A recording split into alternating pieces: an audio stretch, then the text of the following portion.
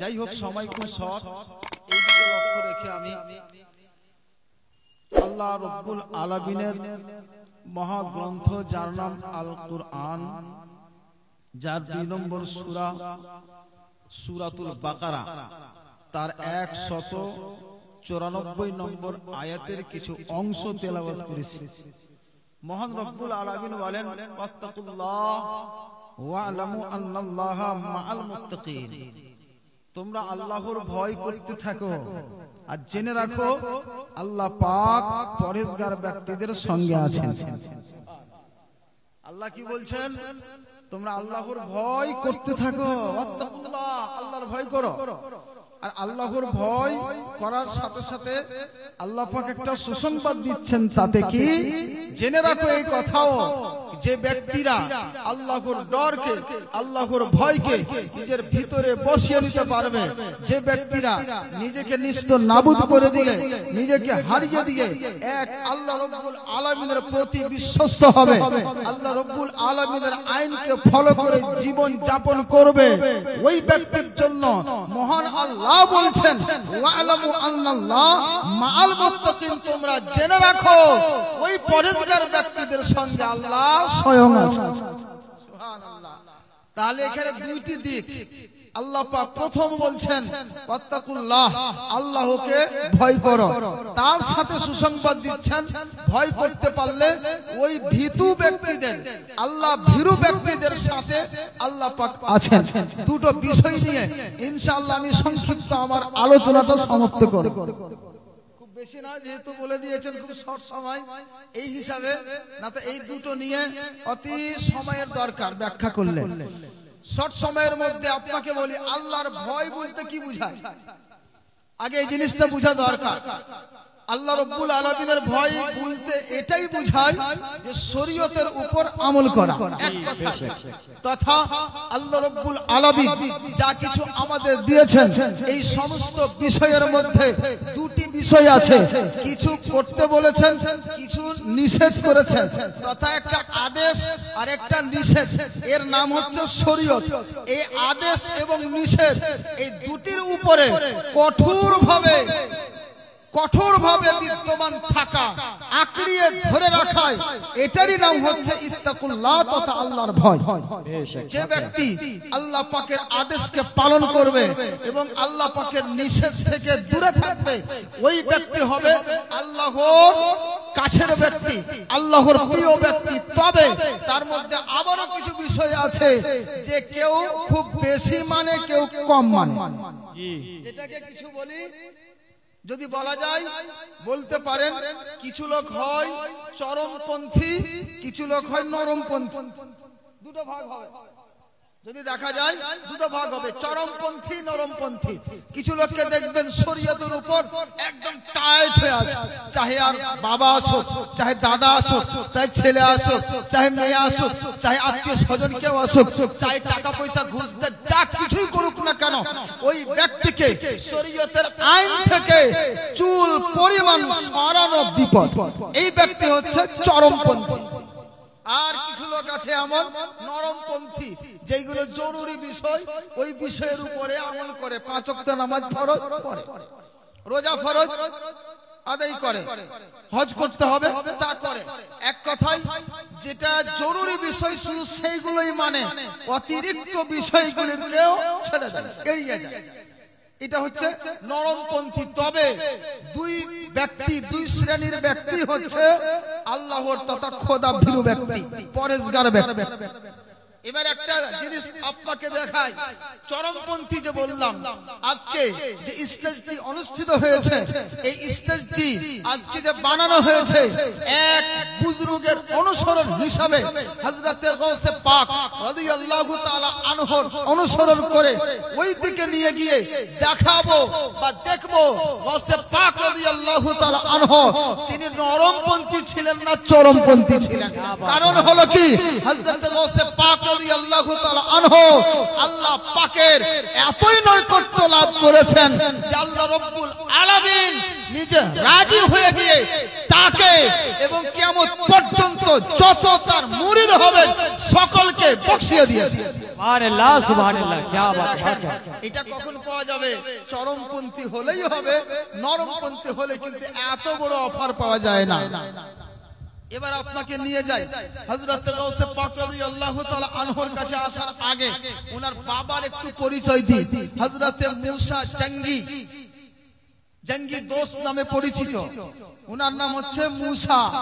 হযরতে মুসা জঙ্গি রহমাতুল্লাহ আলাইহি এবং তার একটা লকব আছে আবু সালেহ, অনেকেই জানেন, যেটাই জানেন ভেবে নেন ওনার বাবা আবু সালেহ মুসা জঙ্গি দোস্ত। টোটাল বললে এত বড় নাম হবে, আসল নাম হচ্ছে মুসা।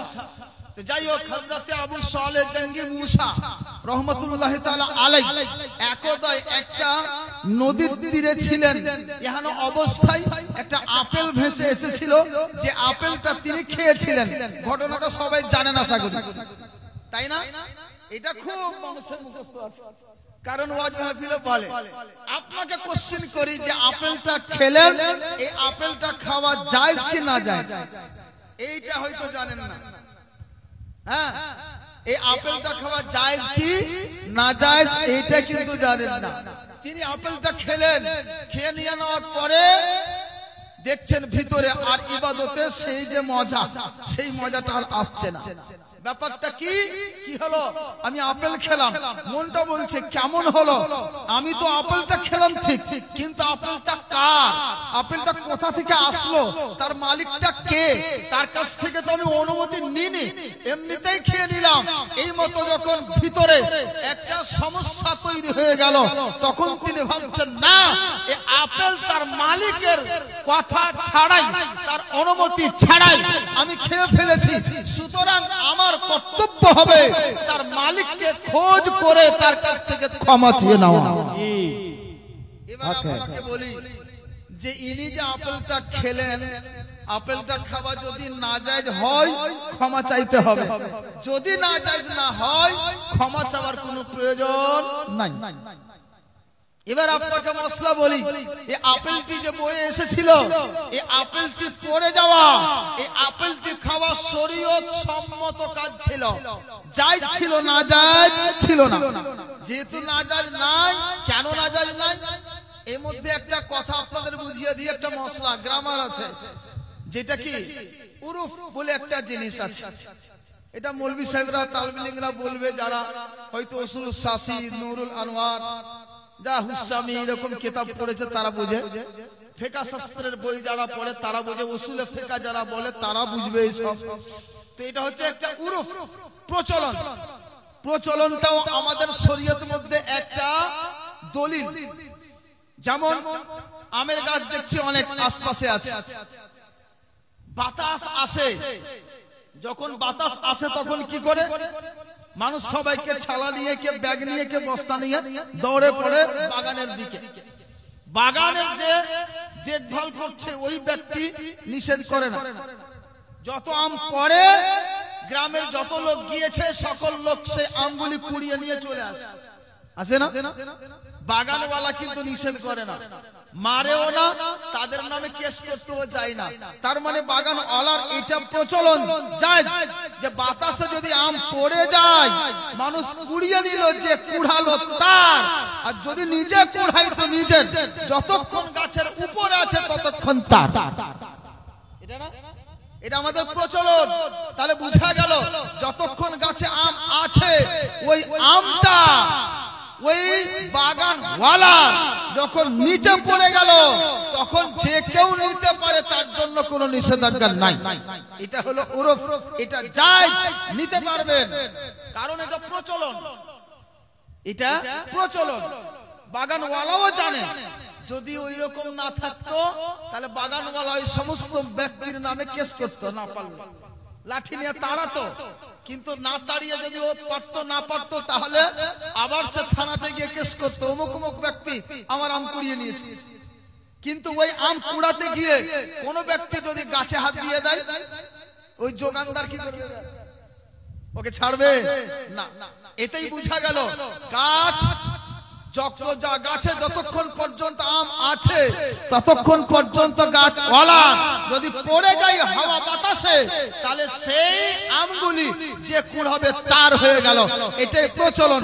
এই মতোই এই আপেল ভেসে এসেছিল, যতক্ষণ তার কাছে ছিল, তার গাছে ছিল, তার সংরক্ষণে ছিল, ততক্ষণ আপেল ওয়ালার আপেল ছিল। যখন পানিতে বয়ে গেছে, এই বয়ে যাওয়া আপেলটা যে কুড়িয়ে খেয়ে নিয়েছে তারই। বুঝা গেল এবার শরীয়তে এই আপেল খাওয়া জায়েজ। এবার প্রশ্ন হচ্ছে, আপেল খাওয়া যদি জায়েজই হয় তাহলে হুজুর আবু সালেহ জঙ্গি মুসা গৌসে পাক রাদিয়াল্লাহু তাআলা আনহুর আব্বা হুজুর ওই আপেলটার খাওয়ার কারণে ওই ব্যক্তির কাছে ক্ষমা চাইতে যাচ্ছেন কেন? একটা প্রশ্ন। এটাই হচ্ছে কি, এটাই আপনাকে দেখায় চরমপন্থী আর নরমপন্থী। চরমপন্থী হচ্ছে এটা যে এই আপেলটা খাওয়া জায়েজ ছিল, তা সত্ত্বেও তাকওয়া এই কথা বলছে, পরহেজগারি এটা বলছে যে জায়েজ হলেও যে ব্যক্তির আপেল ওই ব্যক্তির কাছ থেকে ক্ষমা চেয়ে নেওয়াটা হচ্ছে উত্তম। এটাই হচ্ছে চরমপন্থীর নিশানি। এটাই হলো কি চরমপন্থীর নিশানি, মানে তাকওয়া। এটাকে বলা হয় পরহেজগারি, যেটা উত্তম কাজ করবে, যেখানে একটু সন্দেহ সেটাও করবে না। আপনি রাস্তা দিয়ে চলছেন, কারো এখান দিয়ে চলাফেরা করছেন, খেলছেন, কারোর জমিতে খেলছেন, ও নিষেধ না করলে জায়েজ। কিন্তু পরহেজগারি হচ্ছে, তাকওয়া হচ্ছে এটা ওই জমিওয়ালার কাছ থেকে অর্ডার নিয়ে নেওয়া। হিসাবটা এরকম। যদিও আপেলটা খাওয়া তার জন্য জায়েজ ছিল, কিন্তু তাকওয়া বলছে, পরহেজগারি এটা বলছে যে না, এই আপেলটি খাওয়া ঠিক হয়নি, তার মালিকের কাছ থেকে ক্ষমা চেয়ে নিতে হবে। এইটা হচ্ছে তাকওয়া, পরহেজগারি। এবার তার কাছে চলে গেলেন। যখন তার কাছে গিয়ে আলোচনা করছেন যে হুজুর দেখছেন ওই রাস্তা ধরে চলে যাচ্ছেন, দেখছেন তো গাছ ঝুলছে, অবশ্যই এই গাছ থেকে আপেল বয়ে আসছে। এই চিন্তা ভাবনা করে খবর লাগালেন এই বাগানওয়ালাকে, বাগানটা কার? তখন সেখানে খবর পেলেন এই বাগানটা একজন বুজুর্গ ব্যক্তি, যার নাম আব্দুল্লাহ সোমঈ রহমাতুল্লাহ আলাইহি। সেই আব্দুল্লাহ সোমঈ রহমাতুল্লাহ আলাইহি যিনি গাউসে পাক রাদিয়াল্লাহু তাআলা আনহুর নানা, তার নিকটে উপস্থিত হলেন। গিয়ে তার কাছে বলছেন, হুজুর আপনার বাগান থেকে বয়ে যাওয়া একটা আপেল আমি খেয়ে ফেলেছি, আপনার অনুমতি দিইনি, আপনার কাছে কোন রকমের কোন আবেদন পেশ করিনি, তার জন্য হুজুর আমি ক্ষমা প্রার্থী, আপনি আমাকে ক্ষমা করে দিন। আব্দুল্লাহ সোমঈ যখন কথা শুনছেন তখন তিনি ভাবছেন ব্যাপারটা কি, এ তো কোনো সাধারণ ব্যক্তি নয়, এত দূর থেকে একটা আপেল যেটা জায়েজ কিন্তু তাকওয়ার ব্যতিক্রম, এই তাকওয়ার জন্য আমার কাছে এসেছে ক্ষমা চাইতে, অবশ্যই এই ব্যক্তিটি কোনো সাধারণ ব্যক্তি নয়, অবশ্যই এই ব্যক্তির মধ্যে আল্লাহ রাব্বুল আলামিনের ভয় অতিরিক্ত হিসাবে বিরাজমান আছে। এই জন্য সেই ব্যক্তি ভাবছেন না একে ছেড়ে দেওয়া যাবে না, একে যেমন করে হোক না কেন নিজের কাছের করতে হবে, আরো বেশি করে এর ভিতরটাকে একটু যাচাই করে নি, একটু আরো পরীক্ষা করে নি কতটা আল্লাহ পাকের ভয় তার ভিতরে বিরাজমান আছে। এই জন্য তিনি তাকে বলছেন, শোনো আমি তো ক্ষমা করব, কিন্তু আমার শর্ত রয়েছে। বলছে হুজুর কি শর্ত? বলছে হ্যাঁ আমার এই শর্ত আছে যে আমার এই শর্ত, আমার এখানে 12 বছর ধরে খিদমত করতে হবে, তবেই আমি তোমাকে ক্ষমা করব।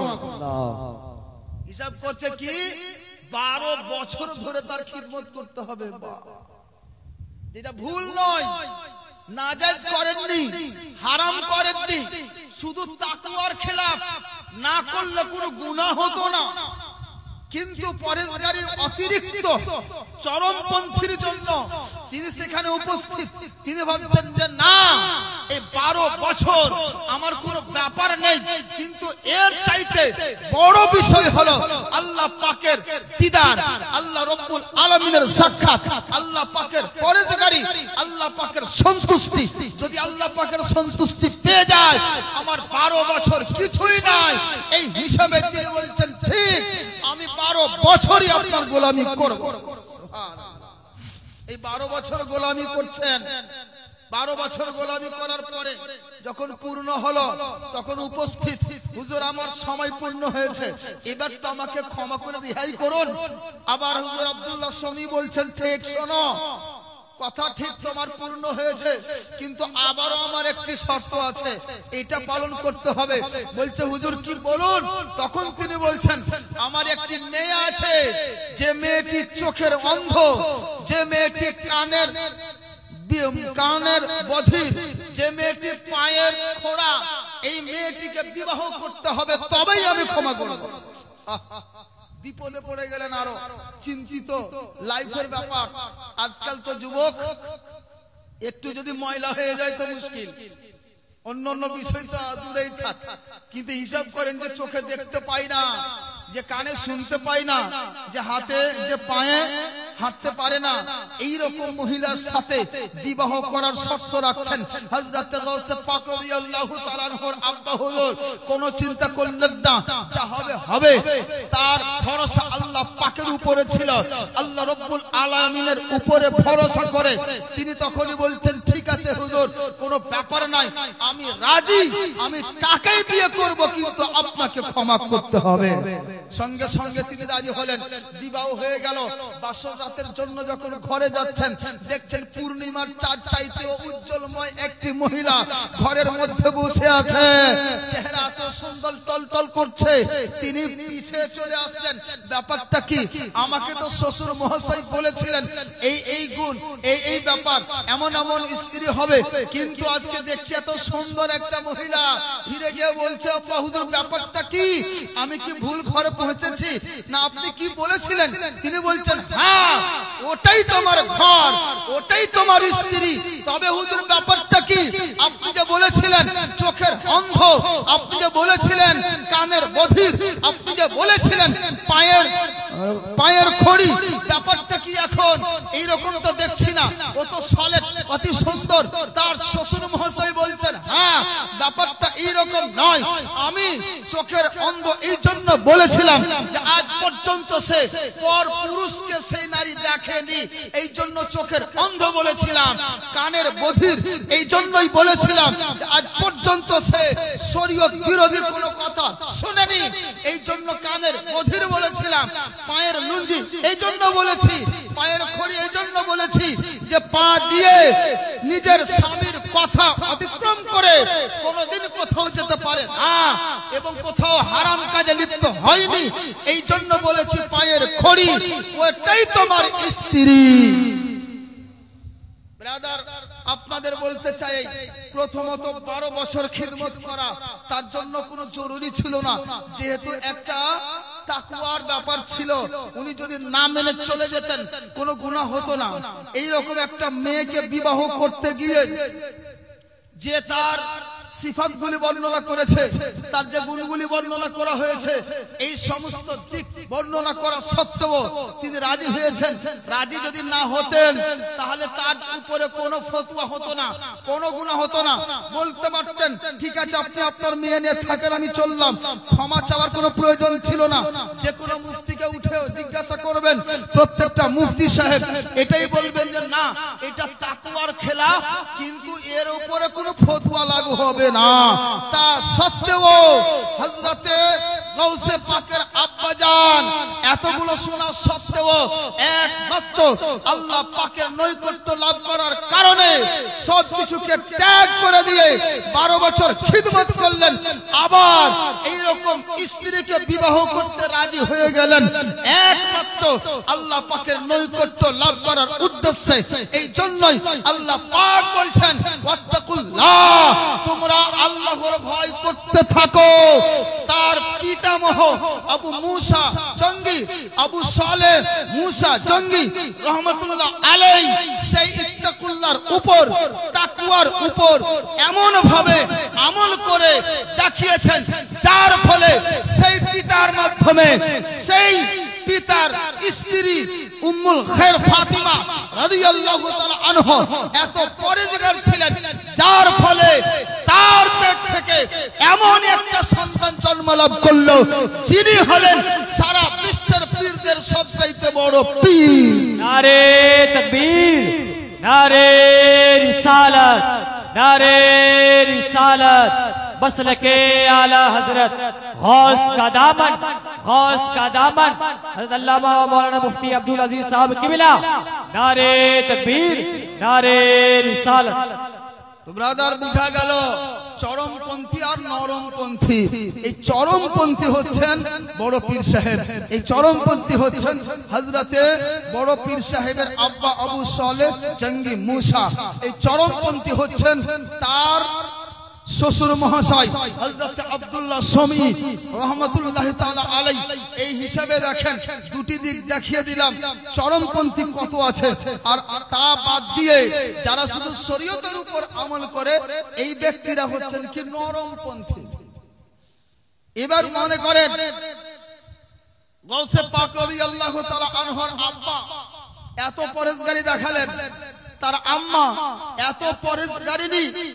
এইরকম যদি মহিলা হয় কেন তার সন্তান ভালো হবে না? অবশ্যই।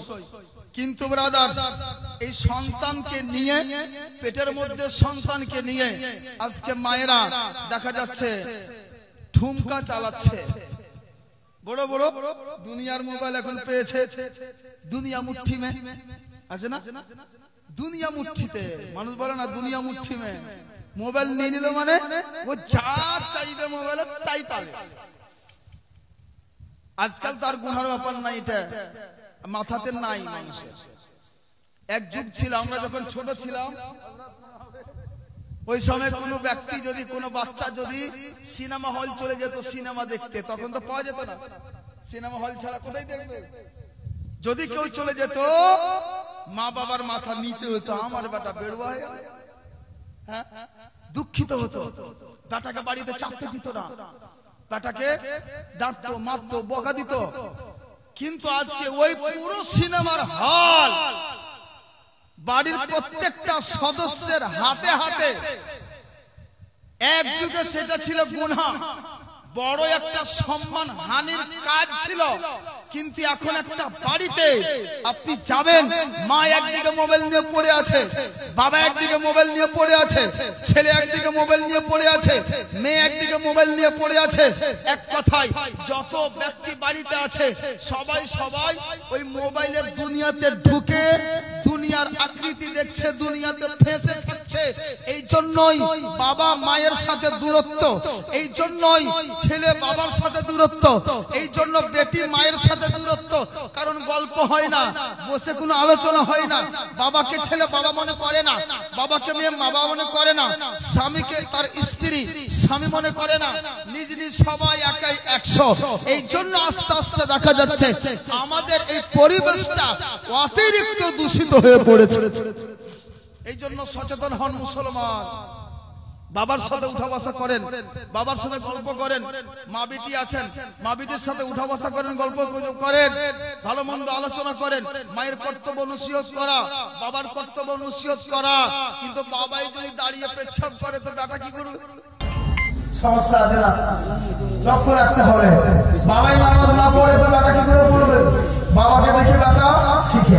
যাই হোক, যেটা আমি যে এই যে ইনারা হচ্ছেন কি চরমপন্থী। এবার আপনাকে আর আগে নিয়ে যাই, যার পুরুষ আমরা উপস্থিত হয়েছি হুজুর গৌসে পাক রাদিয়াল্লাহু তাআলা আনহু। ইনার একটু দিকটা দেখে গৌসে পাক রাদিয়াল্লাহু তাআলা আনহু নিজের জীবনে অনেক কষ্ট করেছেন। কষ্ট করার মূল উদ্দেশ্য হচ্ছে আল্লাহ পাকের রাজি করে নেওয়া। কি ইরাকের জঙ্গলে গিয়ে 1 বছর 2 বছর নয়, তিনি 25টি বছর ইরাকের জঙ্গলে কাটিয়েছেন। কি করে? শুধু গাছের পাতা খেয়ে 1 বছর কাটিয়ে দিয়েছেন, শুধু জল খেয়ে 1 বছর কাটিয়ে দিয়েছেন, অনাহারে থেকে 1 বছর কাটিয়ে দিয়েছেন। এই করে করে 1 বছর 2 বছর নয়, 25টি বছর কাটিয়েছেন। ব্যাপারটা এটাই শুধু নিজের হৃদয়কে, নিজের দুনিয়ার সমস্ত যা কিছু আছে এই সমস্ত দিক থেকে দূর করে দিয়ে এক আল্লাহ পাকের ভয় নিজের ভিতরে ভরে নেওয়া, নিজের ভিতরে জায়গা করে নেওয়া, আল্লাহর নৈকট্য লাভ করার জন্য মুজাহিদা করে গেছে। তার জন্য জায়েজ ছিল ভাত খেতে পারতেন, জায়েজ ছিল রুটি খেতে পারতেন, জায়েজ ছিল মাংস খেতে পারতেন, জায়েজ ছিল দুনিয়ার যা কিছু রকমারি খাবার তিনি খেতে পারতেন। কিন্তু দুনিয়ার রকমারি খাবারকে ত্যাগ করে দিয়ে তিনি জঙ্গলে গিয়ে 1 বছর 2 বছর নয় 25 বছর কাটিয়ে দিয়েছেন। এই 25 বছর কাটিয়ে দেওয়াটা তার ছিল তাকওয়া। আর আমরা এই জগতে এখন আমরা ভালো মন্দ খেয়ে জীবন কাটাচ্ছি, এটা হচ্ছে নরমপন্থী। ওটা ছিল চরমপন্থী, এটা হচ্ছে কি নরমপন্থী। এটা হারাম নয়, জায়েজ, কিন্তু উনি করেন। এবার আপনি দেখেন যে গাউসে পাক রাদিয়াল্লাহু তাআলা আনহু ইরাকের জঙ্গলে এইরকম করে ইবাদত করলেন, সেখানে ঘুরছিলেন না, সেখানে কোনো মौज मस्ती করতে যাননি, সেখানে কোনো বিপদে থাকেননি। একমাত্র পাহাড়ে গিয়ে, একমাত্র সেই জঙ্গলে গিয়ে আল্লাহ রাব্বুল আলামিনের ইবাদতেই সময়গুলি অতিবাহিত করেছেন। ওই সময়গুলি অতিবাহিত করার মূল হচ্ছে আল্লাহকে রাজি করা। আল্লাহ রাজি, সব রাজি, আল্লাহ নারাজ, সব নারাজ। এটাই কিন্তু ব্যাপারটা আছে মাঝখানে। আল্লাহ পাককে রাজি করার জন্য তিনি এত পরিশ্রম করেছেন, এত মুজাহিদা করেছেন। এই জঙ্গলে যাওয়ার ব্যাপারটা কি? সেই গাউসে পাক রাদিয়াল্লাহু তাআলা আনহু এমন একজন আল্লাহর ওলি, এই মুজাহিদা করে নিজের নফসকে কুচলিয়ে কুচলিয়ে কুচলিয়ে মেরে ফেলে দিয়ে আল্লাহর নৈকট্য লাভ করেছেন। ভিতরে কিছুই নাই, শুধু এক আল্লাহ পাকেরই ভয়। আজকে দেখেন ব্রাদার, আমরা বলি গস পাক কা দামান নেই ছোড়েঙ্গে। কোনটা দামান ধরেছেন বলেন তো? গসে পাক রাদিয়াল্লাহু তাআলা আনহু হাম্বলি মাযহাবের, জানেন একটা কথা বলি, হযরতে গসে পাক রাদিয়াল্লাহু তাআলা আনহু হাম্বলি মাযহাব, মাযহাব 4টি, আহলে সুন্নাত ও জামাতের অন্তর্ভুক্ত 4টি মাযহাব। কি? হানাফি, শাফি, মালিকি, হাম্বলি। আজকাল কিছু লোক বলছে যে এই 4টা কি করে আহলে সুন্নাত জামাত হয়? একটা হবে। তাহলে কি যদি হানাফি জান্নাতি যায় তো শাফি যাবে না? শাফি যদি যায় তো হাম্বলি যাবে না? মালিকি যাবে না? এইটা কিন্তু ভুল কথা। এক কথাই আপনাকে বুঝিয়ে দিই, এমন কোনো ব্যাপার নয়। ব্যাপারটা কি? একটা বাবার 4টা ছেলে, একটা বাবার 4টা ছেলে। এই ছেলের ভিতরেও সেই বাবার রক্ত, এই ছেলের ভিতরেও সেই বাবার রক্ত, এই ছেলের ভিতরেও সেই বাবার রক্ত, এই ছেলের ভিতরেও সেই বাবার রক্ত। বুঝা গেল এই 4টা বিষয় এমনই একটা বিষয় যে আসল দিকটা এক সকলের উপরে, তথা যত মূল বিষয়, আকীদার বিষয় সবাই এক। আনুষঙ্গিক বিষয় যেগুলো আছে, ফুরুই মাসাইল যেগুলো আছে, তাতে আলাদা। কারো নাম হয়ে গেল আব্দুল গাফফার, কারো নাম হয়ে গেল ধরেন গোলাম রাসূল, কারো নাম হয়ে গেল গোলাম গোস, কারো নাম হয়ে গেল গোলাম খাজা। এই হচ্ছে ব্যাপার, কিন্তু সকল এক আহলে সুন্নাত ওয়াল জামাতের অনুসারী। এই জন্য এই 4টি কোনো ফিরকা নয়, এই 4টি ফিরকাই হচ্ছে এক আহলে সুন্নাত ওয়াল জামাতের অন্তর্ভুক্ত। এর মধ্যেই হযরতে গাউসে পাক রাদিয়াল্লাহু তাআলা আনহু উনি হানাফি নন, উনি হচ্ছেন হাম্বলি মাযহাবের। তার সত্ত্বেও আজকে গোটা পৃথিবীতে ওনার উরুস উদযাপন হচ্ছে কি হয় না? হানা বলেন হচ্ছে না, হয় না? হে পাগল, এটা আমাদের মাযহাবের নয়, কেন করছেন? হ্যাঁ, উনি তো হানাফি নয়, উনার উরুস কেন করবেন গো? প্রশ্ন আসে না মাথায়? হ্যাঁ, আসে না? না জানেন না, সেই আসেনি, আজ থেকে আসবে। একদিন জানছিলেন না যে উনি অন্য মাযহাবে? হ্যাঁ, ব্যাপারটা সেই না। ব্যাপারটা হচ্ছে এইরকম, যেহেতু 4 মাযহাবের অন্তর্ভুক্ত, যদিও তিনি হাম্বলি মাযহাবের, তা সত্ত্বেও গোটা পৃথিবীতে সকল ওলি তাকে পীর মেনেছেন। যখন হযরত গাউসে পাক রাদিয়াল্লাহু তাআলা আনহু বললেন কাদামি হাযিহি আলা রাকবাতে কুল্লে ওয়ালিয়াল্লাহ, আমার এই পা মোবারক সমস্ত ওলিদের গর্দানে বিদ্যমান। সুবহানাল্লাহ খাজা গরিব নওয়াজ রাদিয়াল্লাহু তাআলা আনহু জঙ্গলের ভিতরে আল্লাহর ইবাদতে মগ্ন ছিলেন, মাথা নত করে দিয়ে বলছেন, হে গাউসে পাক, আপনার এই পদ মোবারক শুধু আমার কাঁধে নয়, আমার চোখে এবং মাথার উপরেও। সে খাজাকে মাননেওয়ালা আজকে আমরা, আমাদের দিকে যতটা সিলসিলা আছে সবটা সিলসিলাই খাজা গরিব নওয়াজ রাদিয়াল্লাহু তাআলা আনহু পর্যন্ত যাই, মানে চিশতি সিলসিলা। এই জন্য গৌসে পাককে মানি। গৌসে পাক যদিও অন্য মাযহাবের, তা সত্ত্বেও সমস্ত পীরদের পীর, সমস্ত ওলিদের ওলি, তা সত্ত্বেও আমাদের ভিতরে কখনো এই রকম কথা আসেনি যে তার উরুস করব না, তাকে মানব না, তাকে ছোট মনে করব, তিনি যা ছিলেন ছিলেন দেখান নাই, এমন কোনো ব্যাপার ছিল না। এইখানে বলতে চাই মুসলমান, এটাই একটা মেসেজ আপনারা নিজেই দিচ্ছেন। বড় পীর গৌসে পাক রাদিয়াল্লাহু তাআলা আনহুর উরুস উদযাপন করে একটা সুন্দর মেসেজ দিয়ে দিয়েছেন যে পীর যতজন আছে, আপনার পীর হতে পারে আলাদা, আমার পীর হতে পারে আলাদা, কিন্তু দুনিয়াতে যত পীর রয়েছে সমস্ত পীরের শ্রদ্ধা ভক্তি করতেই হবে, কিন্তু মুরিদ একটা পীরের হতে হবে। মুরিদ একটা পীরের হতে হবে। যেমন উদাহরণ দেখে নেন, হযরতে নবী মুস্তাফা সাল্লাল্লাহু আলাইহি সাল্লাম শেষ নবী, কিন্তু হযরতে আদম আলাইহিস সালাম থেকে নিয়ে যত নবী এসেছেন প্রত্যেকটা নবীর প্রতি আমাদের ঈমান, প্রত্যেকটা নবীকে আমরা ভালোবাসি। যদি কোনো একজন নবীকেও কোনো ব্যক্তি অস্বীকার করে, কোনো ব্যক্তি কারো বেয়াদবি করে, তাহলে সেই ব্যক্তি ঈমানচ্যুত হয়ে যাবে, ঈমান ছাড়া হয়ে যাবে। এখান থেকে বোঝা যায় মানতে হবে সমস্ত নবীকে, মানতে হবে সমস্ত রাসূলকে, কিন্তু আপনাকে জীবন যাপন করতে হবে শেষ নবী মুহাম্মদুর রাসূলুল্লাহ সাল্লাল্লাহু আলাইহি ওয়াসাল্লামের আইনকে, এর কানুনকে হিসাব করে চলতে হবে। ওই মতই ব্রাদার, যত পীর ওলি আছে আমাদের এলাকায় হোক অথবা অন্য কোথাও হোক না কেন, যতই পীর বুজুর্গ, প্রত্যেকটা পীর বুজুর্গের শ্রদ্ধা ভক্তি ভিতরে রাখতে হবে, কিন্তু মুরিদ একটারই হতে হবে।